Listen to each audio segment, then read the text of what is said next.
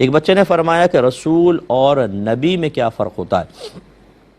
دیکھیں، نبی تو وہ ہوتا ہے جو اللہ تبارک و تعالیٰ کی طرف سے پیغام لے کر آتا ہے اور وہ امت تک پہنچاتا ہے اور مطالبے پہ معجزہ وغیرہ بھی دکھاتا ہے۔ اور یہ نبوت جو ہے یہ کوئی کسبی شے نہیں ہے کہ آپ اور میں محنت سے حاصل کر لیں، وحبی ہوتی ہے۔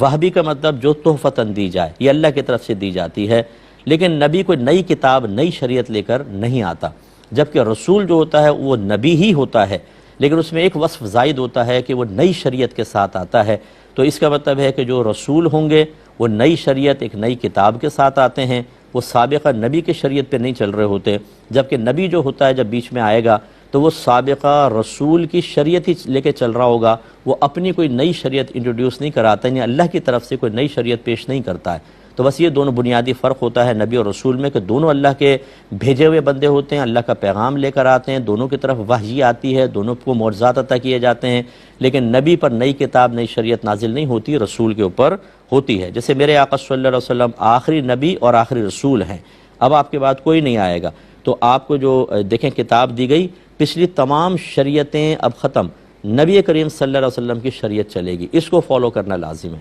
ہاں یہ ہو سکتا ہے کہ پچھلی شریعت میں کوئی چیز تھی، نبی کریم نے اس کو منع نہیں فرمایا، بعین ہی اس شریعت میں بھی اس کو جاری رکھا، تو پھر یاد رکھیں کہ جب کوئی بعین ہی پچھلے کوئی رسول کی یا نبی کی شریعت رسول کی شریعت چل رہی ہوتی ہے، اس کو باقی رکھا جاتا ہے، تو اس شریعت کو سابقہ رسول کی طرف منسوب نہیں کرتے، بلکہ انہی رسول کی طرف کریں گے جو موجودہ ہیں، کہ آپ کا اس کو اختیار کرنا، اللہ کے حکم سے باقی رکھنا، یہ گویا کہ آپ اس کو خود متعارف کروا رہے ہیں، تو یہ شریعت کہلائے گی، سابقہ شریعت نہیں کہلاتی۔